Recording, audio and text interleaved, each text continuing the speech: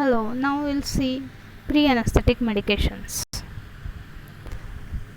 Before moving further, we'll see drugs acting on central nervous system. So, pre-anesthetic medication, general anesthetics, sedative hypnotics, anti-epileptic drugs, anti-Parkinsonian drugs, antipsychotic drugs, drugs for mania and many depressive disorders, antidepressants, anti-anxiety drugs, complex action opioids and opioid antagonists, central nervous system stimulants, opioid analgesics, and cognition enhancers. These are the drugs which act on central nervous system.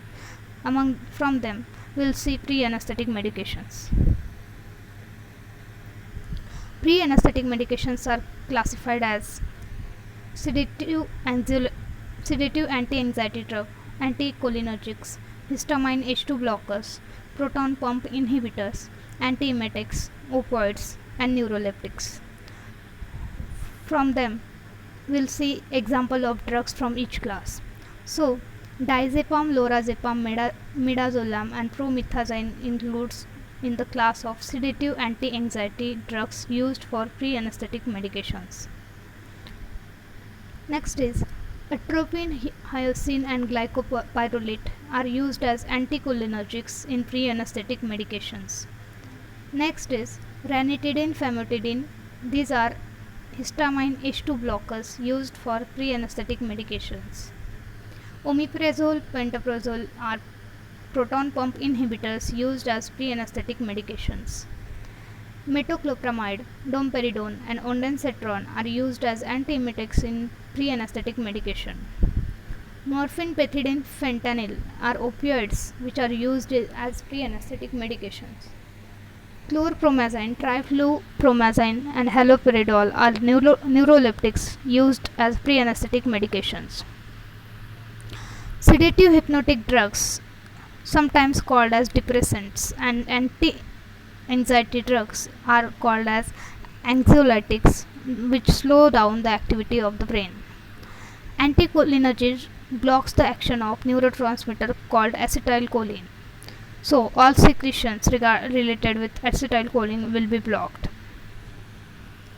Histamine H2 blockers, also called as histamine H2 receptor antagonist, that reduce the amount of acid produced by the cells in the lining of the stomach. Proton pump inhibitors cause a profound and prolonged reduction of stomach acid production by irreversibly inhibiting the stomach hydrogen potassium ATPase proton pump. Antiemetics are effective against vomiting and nausea. Opioids are pain-relieving drugs that work by interacting with opioid receptors. And neuroleptics, which are also known as antipsychotics used to manage psychosis, they are mainstay together with mood stabilizers in the treatment of bipolar disorders. So, this is how the pre-anesthetic medications are classified. Now we'll see the questions from all the categories. Use of morphine in pre-anesthetic medication is restricted mostly to patients in pain preoperatively. So, morphine comes under the opioids pre-anesthetic medication, which use has been restricted mostly to patients in pain preoperatively.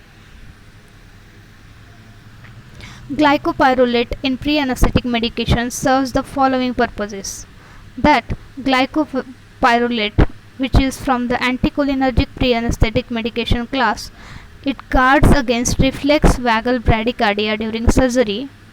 It means the vagus nerve, it does this action by the vagus nerve, the parasympathetic nervous system stimulates neurons that release neurotransmitter acetylcholine at synapses with cardiac muscle cells that bind to M2 muscarinic receptor, causing the decrease in heart rate that is referred to as reflex bradycardia.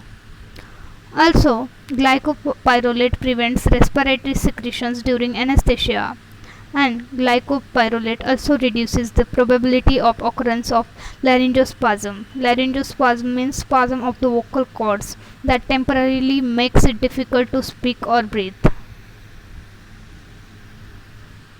Routinely used drug in pre-anesthetic medication for prolonged operations. that is ranitidine is used in routine operations where prolonged operations are there.